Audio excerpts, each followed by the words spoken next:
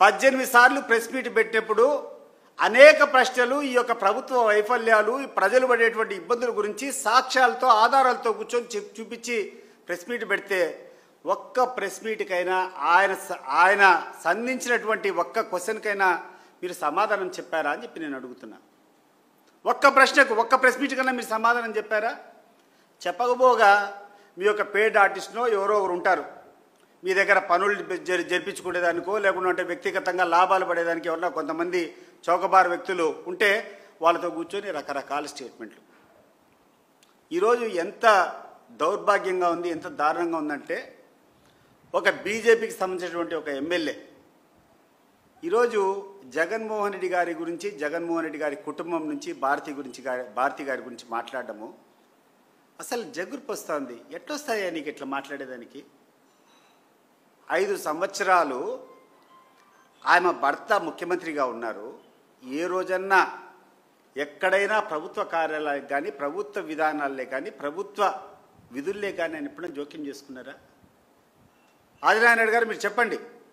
దానికి ముందు రాజశేఖర రెడ్డి గారు ముఖ్యమంత్రి ఉండేటప్పుడు రాజశేఖర రెడ్డి గారి కోడలాయమ కనీసం హైదరాబాద్ నగరానికి కూడా ఆమె రాలే, ఎక్కడో బెంగళూరులో ఉండింది. ఆమె మీద కూర్చొని 400 కేజీలు బంగారు అంటావు, కేసులు అంటావు, ఏదేందో అంటావు. నీకు తెలుసా అసలు ఆమె చేసే కార్యక్రమం ఏందో మీకు తెలుసా? నాకు తెలుసు కాబట్టి నేను చెప్తున్నా. ఇటీవల కాలంలో నేను సన్నిహితంగా ఉన్నాను కాబట్టి నేను చూస్తున్నా. పులివెందులకు పోయి చూడిపో, వెంకటప్ప స్కూల్ అనేటువంటి స్కూల్లో 1000 మంది పేద విద్యార్థులకు చదువుతో పాటు, యూనిఫామ్తో పాటు, బట్టలతో పాటు, పుస్తకాలతో పాటు వాళ్ళకు కావాల్సినటువంటి షూస్ దగ్గర నుంచి, సాక్స్ దగ్గర నుంచి అన్ని ఇచ్చేటువంటి కార్యక్రమం గడిచిన 10-15 సంవత్సరాల నుంచి భారతమ్మ గారి ఆధ్వర్యంలో జరుగుతుందో లేదో ఒకసారి చూడిపో. ఆ రోజు అదే కాకుండా ఈరోజు ఒక విజేత అని చెప్పి ఒక స్కూల్ పెట్టింది ఆమె పులివెందుల్లో. ఎవరైతే వికలాంగులు ఉన్నారో, ఎవరైతే మానసికంగా సరిగ్గా లేదో అటు పిల్లల కోసం అని చెప్పి 65 మంది విద్యార్థులకు విజేత స్కూల్ అని చెప్పి పులివెందుల్లో పెట్టిస్తూ ఉన్నారు. విజయవాడకు ఆమె వస్తే కూడా ఏ రోజు ఒక ప్రభుత్వ కార్యక్రమంలో పాల్గొనలే. ఆమె చేసేటువంటి కార్యక్రమం అంతా ఏంటంటే ఇన్నటువంటి మదర్ తెరెసా ఒక అనాథ ఆశ్రమం ఉంది, ఆశ్రమం పోయి పేదవాళ్ళు ఏదన్నా ఉంటే ఆ పిల్లోళ్ళతో 4 సేపు కాలక్షేపం చేసి వాళ్ళకు మనోధైర్యం ఇచ్చేది తప్ప ఎప్పుడు చేయదు. ఆమె మీద మాట్లాడేటువంటి దౌర్భాగ్యం ఎందుకు దిగజారుతారు మీరందరూ అని నేను అడుగుతున్నా.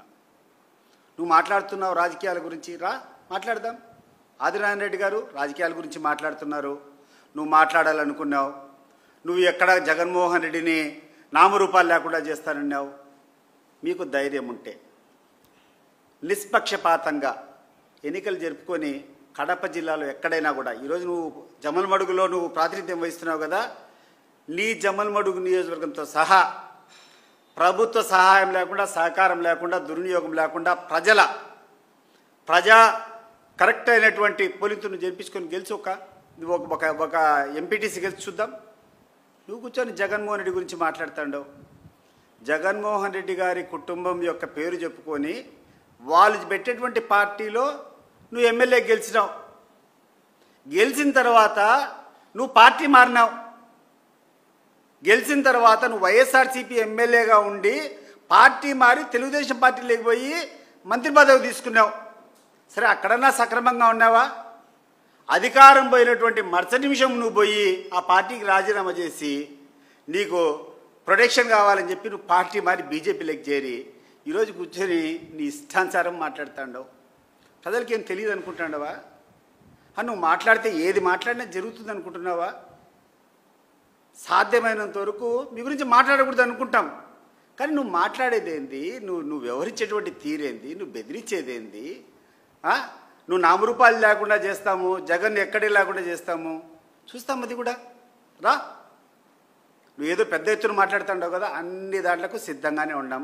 నువ్వు ఏమేమి చేస్తావో, ఏం చేయగలుగుతావో రా.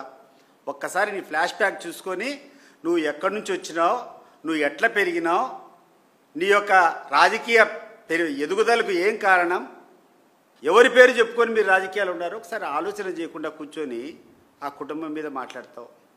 సిబిఐ ఎంక్వైరీ అంటే ఇప్పుడు సిబిఐ ఎంక్వైరీ కాకుండా ఏం ఎంక్వైరీ చేస్తుందండి? వివేక హత్య కేసు గురించి సిబిఐ ఎంక్వైరీ కావాలని ఈరోజు పేపర్లో నేను యొక్క స్టేట్మెంట్ నేను చూసినప్పుడు సిబిఐ కదా ఎంక్వైరీ చేసింది. ఎవరు ఎంక్వైరీ చేస్తారు? మరి సిబిఐ ఎంక్వైరీ చేసింది, ఎంక్వైరీ పూర్తి అయిపోయిందని చెప్పింది. ఒక నివేదిక ఇచ్చిన తర్వాత మీరు దాన్ని కమిట్ చేసుకొని కేసు నడుపుకోవాల్సింది పోయి మీరే ప్రొలాంగ్ చేసుకుంటా అలా వేరే వాళ్ళ మీద నిందలు వేయడం ఏంది? ఆదినారాయణ రెడ్డి గారు, నేను చెప్తున్నా, ఇంతవరకు నువ్వు అవినాష్ రెడ్డి మీద కానీ, లేకుంటే భారతమ్మ మీద కానీ, లేకుంటే జగన్మోహన్ రెడ్డి మీద నిందలేసేదానికి ప్రయత్నాలు చేస్తున్నావు. నేను కూడా ఈ కుటుంబానికి వ్యతిరేకంగా నేను పోటీ చేస్తానని వాళ్ళ మీద పోరాడిన, ప్రత్యక్షంగా నేను నిలబడిన అనేక ఎన్నికల్లో. నేను నిస్సందేహంగా ఈరోజు చెప్తున్నాను, గుండెల్లోంచి చెప్తున్నాను, వాళ్ళే కనుక దౌర్జన్యం చేయాలనుకుంటే పులివెందుల్లో ఎక్కడైనా ఏ బూత్ అయినా స్వేచ్ఛగా జరిగేదానికి అవకాశం ఉందా? నేను చెప్తాను, 2014లో నేను పోటీ చేసిన, 2019లో నేను పోటీ చేసిన, ఇటీవల 2024లో బీటెక్ రవి పోటీ చేసినాడు. ఏ ఎన్నికల్లో ఏ బూత్లో అయినా ఎక్కడైనా అవకతవకలు జరిగినాయి, ఈ బూతులు రిగ్గింగ్ అయిందని చెప్పి ఎప్పుడైనా మనం అడిగామా? ఇంక్లూడింగ్ బీటెక్ రవి ఎక్కడైనా కూర్చొని ఈ పోలింగ్ స్టేషన్స్లో అవకతవకలు జరిగినాయి, రిగ్గింగ్ జరిగిందని చెప్పి రీపోలింగ్ జరగాలని ఎక్కడన్నా కోరినామా? మరి అంత ప్రజాస్వామ్యబద్ధంగా ఎన్నికలు జరిపినటువంటి కుటుంబం మీద మనం అబాండాలు మోస్తాం. ఇవన్నీ పక్కన పెట్టు. ఇటీవల కాలంలో 2022-23 ఆ సంవత్సరంలో పట్టభద్రుల ఎన్నికలు జరిగాయి. పులివెందులో రాంగోపాల్ రెడ్డి నిలబడినాడు. రాంగోపాల్ రెడ్డిని చెప్పు, పులివెందులో ఏమైనా అవకతవకలు జరిగాయా పట్టభద్రుల ఎన్నికల్లో? అనేటువంటి 2-3 పోలింగ్ స్టేషన్, మండలానికి ఒక పోలింగ్ స్టేషన్, 2 పోలింగ్ స్టేషన్లు ఉంటుంది.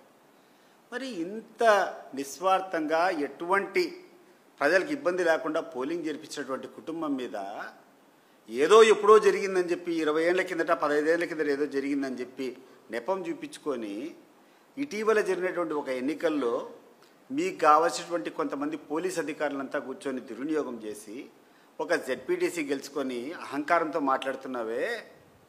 సరే గుర్తుపెట్టుకోండి మీరు ఎక్కడి నుంచి వచ్చినారో. అండ్ పులివెందుల్లో ఉన్నటువంటి ప్రజలను అడిగితే మన జరిగినటువంటి జెడ్పీటీసీ ఎన్నికల ఎట్లాడదో చెప్తారు అందరూ. ఎన్నికల్లో దౌర్జన్యం చేస్తాం, పోలీసులు 10 మంది కూర్చోబెట్టుకుంటాం, ఎవరిని రానియకుండా మేము చేస్తామనేటువంటి ఆలోచన లేకుండా ప్రజల పక్షాన ప్రజలతో స్వేచ్ఛగా పోలింగ్ జరుపుకొని గెలిచేటువంటి కెపాసిటీ పులివెందులో పక్కన పెట్టు. నీ జమ్మలమడుగులో నువ్వు పులివెందుల్లో ఏదో కట్టడి చేస్తామంటాడో, ఏం చేయగలుగుతావు? కట్టడి నువ్వు చేసేది లేదు, నేను చేసేది లేదు. పులివెందులో ఉన్నటువంటి ప్రజలకు తెలుసు, వాళ్ళకు ఏ కుటుంబం అయితే మేలు చేసింది, ఎవరైతే మేలు చేశారో వాళ్ళు స్పష్టంగా తెలుసు. ఈరోజు నువ్వు వైఎస్ఆర్సీపీ తరఫున జరిపి జగన్మోహన్ రెడ్డి గారి దగ్గర టికెట్ తీసుకొని జగన్మోహన్ రెడ్డి గారి పార్టీ అభ్యర్థిగా గెలిచి నువ్వు పార్టీ మారి చంద్రబాబు నాయుడు పక్షాన చేరి మంత్రి పదవి తీసుకొని అంతటితోన్నా ఆయన దగ్గర ఉన్నావా? నువ్వు చెప్తాండా? ఈరోజు చంద్రబాబు నాయుడు గారికి నీ మీద నువ్వు చేసేటువంటి కార్యక్రమం వల్ల నీ మీద సరిగ్గా చూడడంలే. ఈరోజు నీకు వ్యక్తిగత లాభాలు కావాలా? ఈరోజు నీ ఫ్యాక్టరీలో ఉన్నటువంటి నీకు అనేటువంటి ఫ్లై యాష్ తోలుకోవాలా, లేకుండా అనేటువంటి ఆ ట్రాన్స్పోర్ట్ కాంట్రాక్ట్లు కావాలా, ఇంకొకటి కావాలా, ఒత్తిళ్లు చేయాలా? దీనికోసం అని చెప్పి ఆయన ప్రసన్నం చేసుకునేదానికి ఇంత దిగజారి మాట్లాడాలనా అని చెప్పి నేను అడుగుతున్నాను. అవసరమా ఇంట్లో ఆడోళ్ళ గురించి మాట్లాడేటువంటి విషయము? అది భారతమ్మ గారి గురించి మాట్లాడుతున్నావు. ఎప్పుడన్నా ఎక్కడైనా ఏ ప్రభుత్వ కార్యక్రమంలో ఆమె ఇంటర్ఫీరెన్స్ ఉందని చెప్పినా చూసావా?